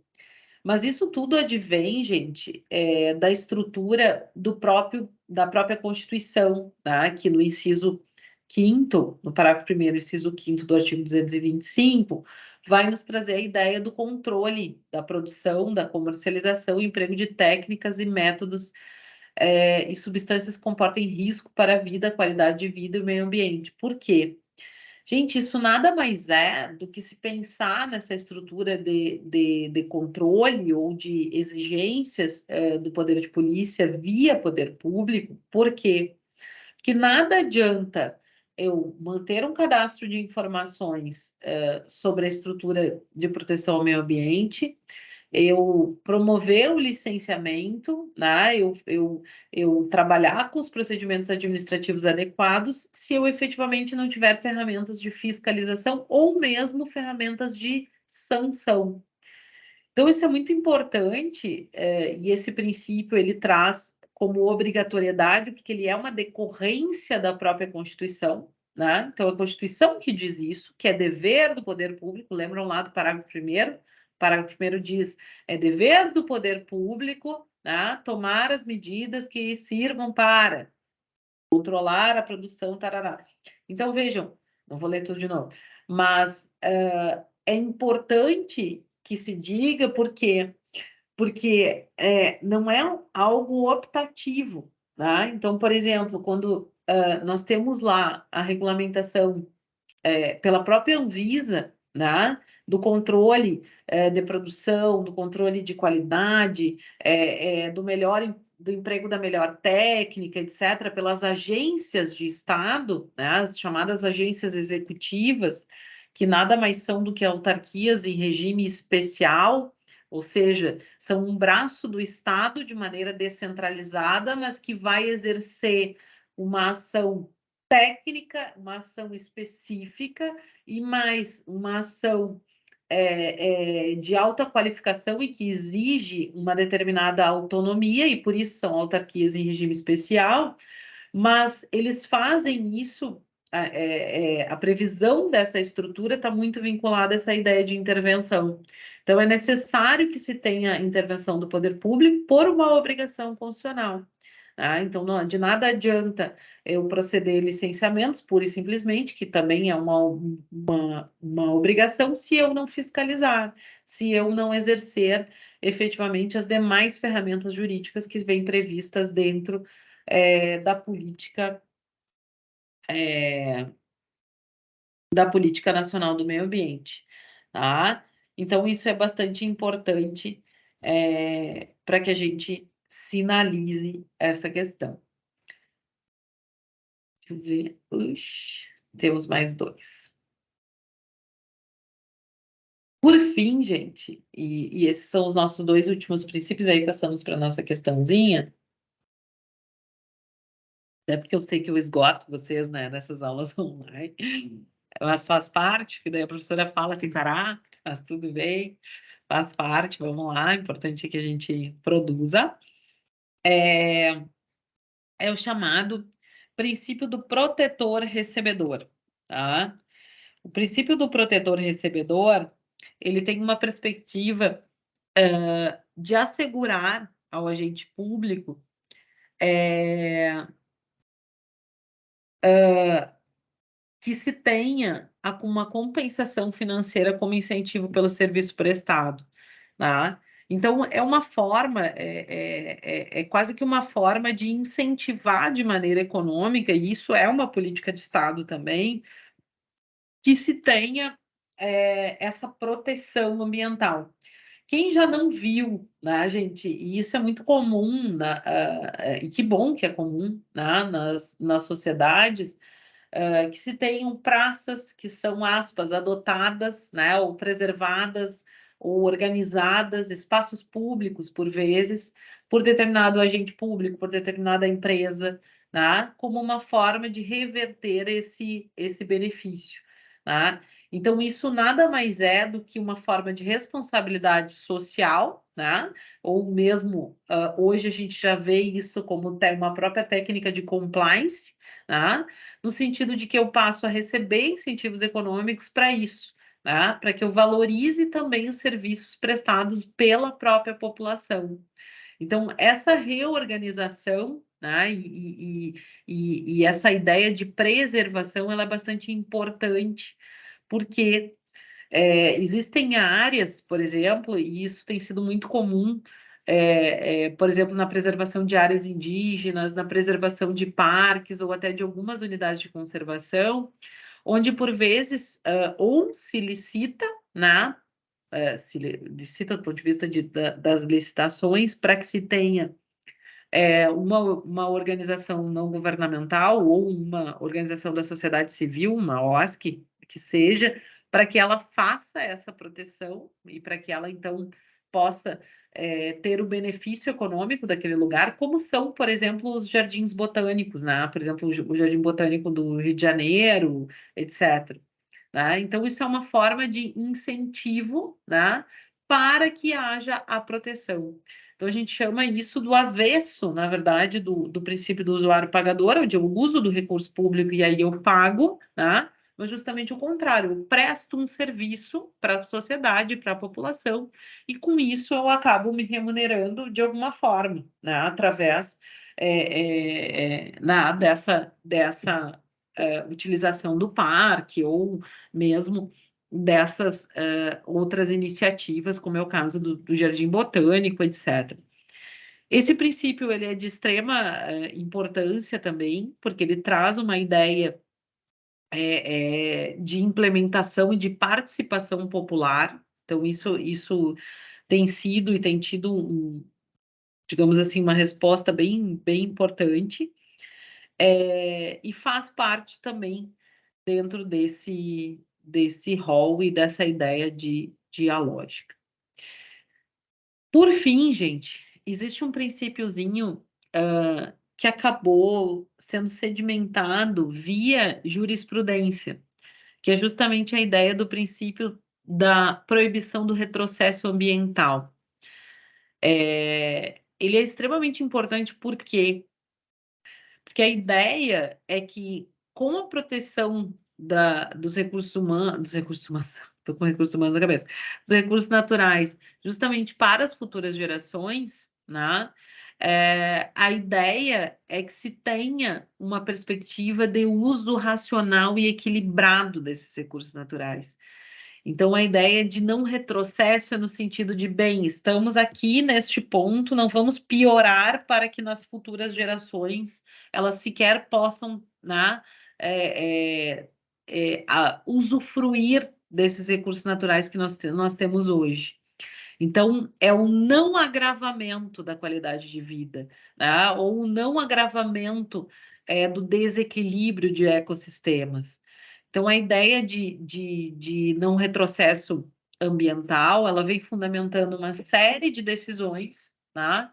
Tanto na esfera do STF, quanto, né, dos tribunais superiores, quanto nos tribunais comuns, mas no sentido de que nós não tenhamos aspas, um retrocesso negativo, né, aí em relação à questão da qualidade de vida. Parece óbvio, né, gente?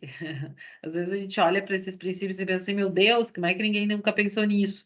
Só que, por vezes, dentro da estruturação e do próprio cotejo com o desenvolvimento econômico, isso vai aparecer de maneira muito clara, né? Então, fica também aí o convite para quem quiser pesquisar um pouco mais sobre esse princípio e pesquisar também via jurisprudência.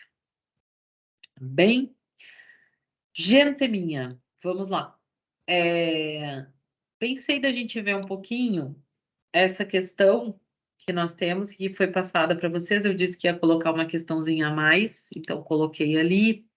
Por que que a prof gosta de questões? Porque daí a gente elucida algumas coisas, a gente faz brilhar algumas coisas interessantes, tá? Deixa eu só abrir ela aqui, que daí ela ajuda um pouquinho. Aqui. E aí, em seguida, a gente encerra. Mas aí já fica.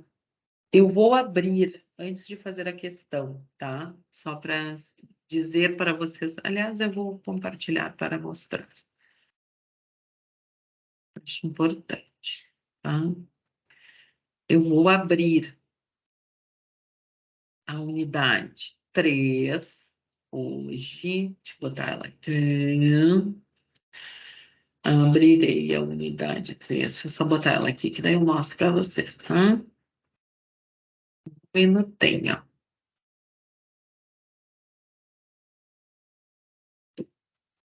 Aqui. Agora vai. Aqui, tá? Eu vou abrir hoje a unidade 3 para vocês, tá? O que que a gente vai fazer na próxima unidade, tá? De cara, de cara, que nem diz, como diz o meu filho. Diga, Marcelo. Boa noite, professora, tudo bem? Tudo bem? Só uma Tudo? perguntinha em relação àquele trabalho que a gente tinha questão para responder e para discorrer sobre o desenvolvimento sustentável. A gente tinha que citar uma jurisprudência também. Isso, Eu acabei fazendo e não coloquei. A gente tem como isso. editar depois que envia? Se tu quiser me enviar de novo, me envia. Mas eu comentei isso em aula. Eu acho que eu acabei me equivocando e acabei É, adicionando e não. Mas isso. vou fazer isso, Tem como professora. editar, tá? Tá, beleza. Que bom. Pode Mas ser? tem que ter Oi? atividade. Oi? Tem que estar no prazo da atividade para poder editar. Eu acho que termina hoje, tem que dar uma olhadinha. Termina hoje? Sim, eu avisei no início da aula, é isso aí. Tá, Termina vou ver se eu hoje. consigo abrir agora e eu já consigo editar. Já está pronto, na verdade, outra parte, eu só não. Pá, que bom. Só Tá bem. exclui e insere de novo. Exclui o arquivo ali e insere na mesma tela. Isso aí. Obrigada. Tá? Daí, assim, gente, semana que vem, o que que a gente vai fazer? Nossa semana 5, como o nosso grau A vai ser o trabalho, vocês vão estar entregando e produzindo o trabalho, né? O trabalho vai até o dia 12, se eu não me engano. Aí, na semana que vem, então, a gente vai trabalhar avaliação de impacto ambiental, estudo de impacto ambiental. Antes disso, a gente vai falar um pouquinho sobre a estrutura, né, da política nacional. E aí a gente vai olhar o organograma, entender as atribuições, etc. E aí começamos a falar sobre estudo de impacto ambiental e depois a gente fala sobre licenciamento, tá? Então, são as duas questões que a gente vai trabalhar com base também na Lei Complementar 140, até para entender um pouquinho, né, ainda que de maneira preliminar, mas para entender um pouquinho da questão das competências, tá? Então, essa é a perspectiva da próxima semana. Já no Ativando Conhecimento, e daí em seguida eu libero para vocês, vocês vão ter, para variar, chata, né? Vão ter um videozinho que vocês podem assistir já antecipadamente, tá? Importante, porque ele já vai dar algumas luzes para vocês sobre o que a gente vai falar. Então, ele é uma forma de vocês já irem. É efetivamente isso, ativando o conhecimento. Opa, para aí, mas isso que a professora está falando faz sentido, porque eu já ouvi no videozinho, tarará. Então, é importante para já ir ativando. Depois tem uma questãozinha do Enad, para variar. É que que mandou o Enad fazer um monte de questões na última prova vinculadas à questão de matéria ambiental, né? Então, falou, né? Não tem o que fazer. Tô brincando, mas não muito. Daí, se vocês quiserem, já podem fazer, porque depois a gente vai fazer em aula, mas já podem fazê-la e pesquisar, enfim. Então, é importante no sentido também de ativar lá a cabeça para aquilo que a gente vai conversar. A gente vai ter o nosso PPT, por óbvio, aqui. Nós vamos ter a nossa resolução do CONAMA 237 e a 01 de 86, que foram as primeiras legislações que foram... legislações não, né? As primeiras resoluções no sentido da estruturação do poder administrativo regulamentar, no sentido de sedimentar o que é o licenciamento, como ele vai funcionar, que era a pergunta que me trouxeram na aula passada, muito pertinente, excelente, né? No sentido, quem é que diz quais são as atividades, etc. Então, está aqui o início de como isso foi feito, e hoje na esfera federal nós já temos um decreto que vai falar sobre isso, e a legislação, a Lei Complementar 140. Nas estruturas estaduais, a gente ainda não tem necessariamente um decreto específico, mas nós seguimos a mesma ideia, ou o mesmo intuito daquilo que já vem na própria legislação federal, né? No sentido de competências concorrentes aí, e aí suplementamos naquilo que é necessário, tá? Então, as legislações que a gente vai precisar, que é isso que eu quero dizer para vocês, já vão estar aqui, tá? Já vão estar aqui. Então, cuidem para depois, na aula, enfim, vocês já terem o acesso, né, e fazerem as leituras necessárias. No final, gente, vocês vão ter... Aqui eu não botei o textinho ainda dentro, mas vou botar. Vocês vão ter 3 artigos. Esses artigos eu não vou liberar ainda, mas vou liberar no final da aula que vem, tá? Onde a gente vai trazer as discussões mais atuais sobre isso. Porque, como disse a Melissa, com muita propriedade, o tema está fervilhando, tá? Então, a gente tem algumas questões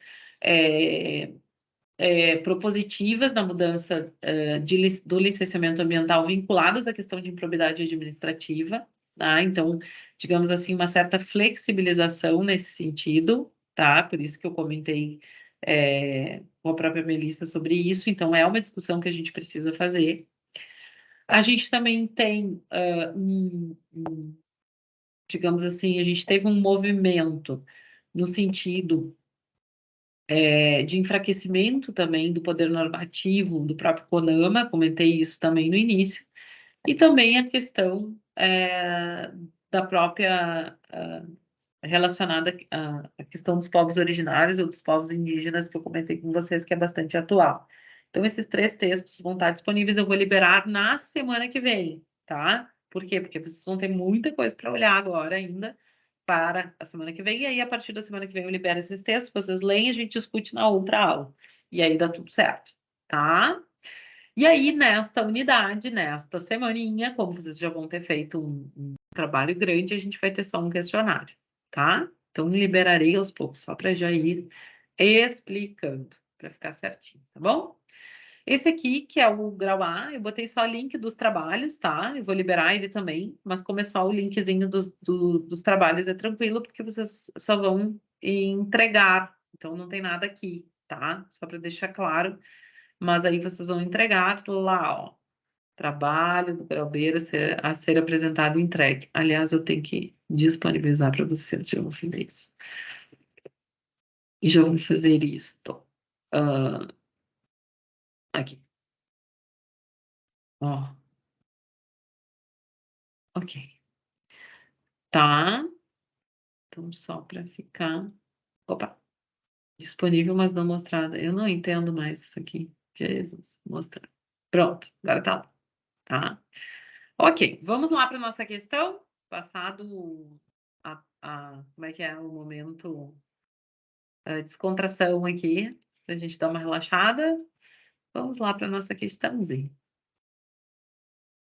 Diga, Marcelo, queres falar?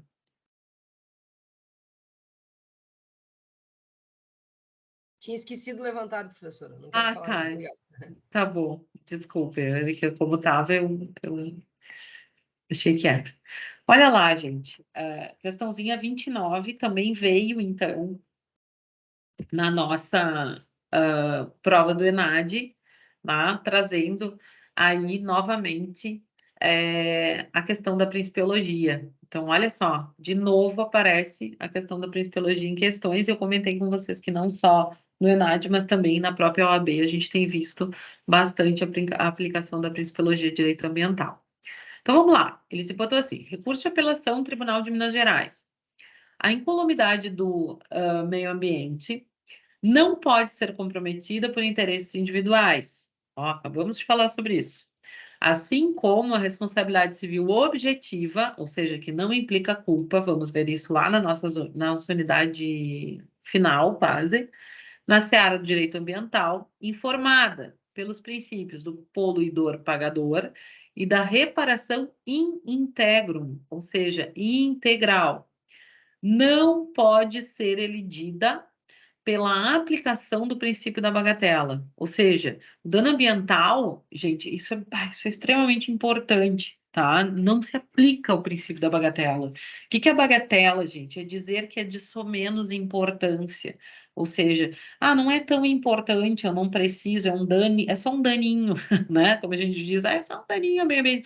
Não, tá? Não se aplica. Então, a reparação ela tem que ser integral e não exime, né, da responsabilidade civil, ou seja, da efetivação, por vezes, de indenizações, tá? A jurisprudência do Superior Tribunal de Justiça e do Supremo Tribunal Federal é firme no sentido de, em matéria de direito ambiental, não permitir teses de defesa em que, por vias oblíquas, visa tutelar direito adquirido à devastação. O que ele está dizendo aqui, gente? O que é direito adquirido à devastação? É dizer, eu tinha o licenciamento ambiental, no licenciamento me disseram que eu podia. Opa, podia, mas só um pouquinho, né? O que foi? O que aconteceu nesse processo? O que faltou? Tá? Então, ou mesmo foi dispensado o licenciamento ambiental, né? Se entendeu lá, e isso a gente vai ver dentro dos procedimentos, mas foi dispensado, se fez um relatório onde não havia necessidade, por exemplo, de estudo de impacto ambiental, e aí se efetivou, né? Então é isso que ele está querendo dizer. Vamos lá.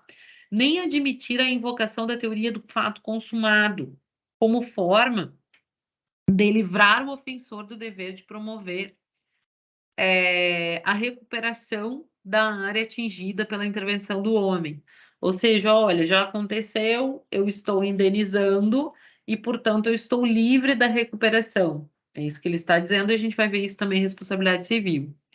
Do contrário, estar-se-ia a chancelar que o direito fundamental indisponível e intergeracional, já vimos esses dois princípios, ao meio ambiente equilibrado, constitucionalmente consagrado no artigo 225, pudesse ser subjugado a pretensões egoísticas e individuais, ou seja, aquilo que é melhor para mim. Lembram? Ele é meta-individual, difuso. Muito bem. A recusa ou aplicação dos princípios do poluidor-pagador e da reparação em integro arrisca projetar moralmente a nociva impressão de que o ilícito ambiental compensa, aspas, né? Se eu disser que não vou reparar, então vale a pena fazer isso.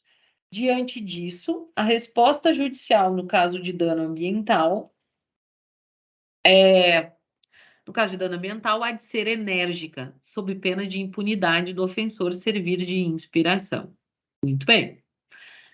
Deste acórdão, olha lá o que a gente pode concluir.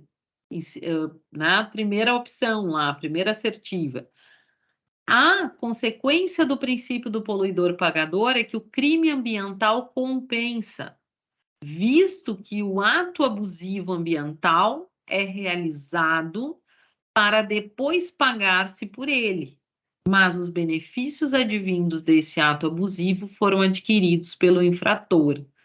É justamente o contrário, né, gente? É isso que nós trouxemos lá, dizendo que o poluidor-pagador não é uma carteira, como é que é que se diz? Uma carta em branco, né? Não, é uma carta em branco, se diz, né? Eu esqueci a expressão agora, mas não é uma carta em branco para que ele possa apresentar lá e dizer, olha, eu paguei, eu posso devastar. Pronto. Não, é justamente o contrário. E vocês nunca mais vão esquecer da prof dizendo isso, que o princípio da poluidor-pagador não é dizer que eu pago para poluir. Não, é justamente o contrário. Ele quer dizer que eu sou responsável por todas as externalidades que eu gere, seja do ponto de vista preventivo, seja do ponto de vista repressivo. Não esqueçam isso. Depois, ele vai dizer assim: de acordo com o STF, vou resumir, não há como aceitar teses que justifiquem a devastação na teoria do fato consumado, pois se fosse assim, não haveria o dever de indenizar. É exatamente isso, tá? Por quê? Porque se eu tenho a teoria do fato consumado, eles vão pensar assim: olha, eu não tenho o dever de indenizar e mais de reparar, de compensar o dano, por quê? Porque já está posto, tá? Então, esse é o ponto lá.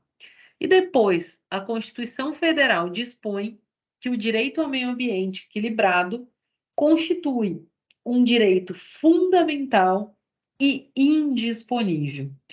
Essas eram as duas assertivas corretas, né? A nossa resposta é a letra D. Por que indisponível, gente? Só para a gente lembrar disso e aí a gente poder dormir tranquilo hoje. Por que indisponível, gente? Um direito disponível é aquele que eu posso dispor, aquele que eu posso comprar, vender, pagar, emprestar, etc. A ideia de disponibilidade aqui, ela está vinculada a uma ideia de propriedade, de patrimonialidade, tá? Então, tenham esse cuidado. Quando eu falo de meio ambiente, eu estou falando de um bem indisponível. Ah, mas a área era minha, né? O local eu comprei, etc. Ok, tudo certo. Mas eu comprei, é minha propriedade, mas eu tenho que observar as regras ambientais do local. Vou dar um exemplo, né? Até de um ponto de vista bem prático, assim. Quando foi construído o Alphaville, se alguns conhecem, que fica na zona sul é, aqui de Porto Alegre. Eles encontraram uma área de preservação permanente, uma APP, que tem uma vegetação bem característica, né, da região e que deveria ser preservada. O que eles fizeram? O que eles tiveram que fazer? Eles tiveram que zonear, né, fazer o zoneamento ambiental dessa área de preservação, efetivamente garantir que que aquela área permanecesse com a mesma estrutura, a mesma biota, o mesmo ecossistema ali presente, para que eles pudessem efetivar a construção. Aliás, teve uma ação civil pública em cima disso, enfim, toda uma questão de lixo, etc. Depois a gente pode até pesquisar e conversar um pouco mais, mas é exatamente esse ponto. Olha, eu comprei a área, mas nessa área existe uma área de preservação, ou mesmo que não existisse, dela eu não posso dispor. Por quê? Porque há uma proteção específica ao meio ambiente relacionado a isso. Tá? Então, ele é um direito indisponível. Então, não esqueçam disso para que a gente consiga, pelo menos, dissociar essas questões. Bem, essa é a nossa segunda questãozinha, então, fica aí para leitura e para a gente lembrar e nunca mais esquecer aqui, ó, esse aqui a gente não vai esquecer nunca mais, né? E para que fique bem sedimentado, ok? Gente, muito boa noite, então. Vamos encerrando. Não sei se tem dúvidas, dores, apelos, choros. Enfim, se não, vamos todos dar sequência. Eu vou liberar em seguida, tá? Se eu não liberar hoje, eu libero amanhã. Só vou conferir aqui se estão todos os documentos bem certinhos ali na postagem, porque às vezes fica umas coisas meio maluca. Mas se não, eu libero já amanhã de manhã. E aí vocês já podem assistir o videozinho conforme a gente combinou. Tá bom? Então está. Deixa eu ver aqui. E aí postem lá, quem quiser alterar lá o trabalho ainda, Temos acho que temos uns minutos aqui. Só até conferir, deixa eu ver. Unidade, tá falando unidade 1, né? Ai, desculpa.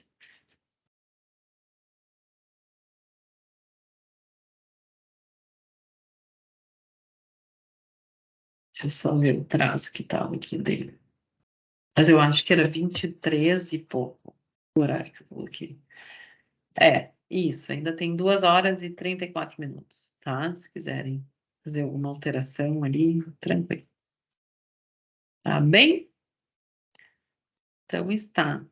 Boa noite, gente. Vou encerrar a gravação aqui.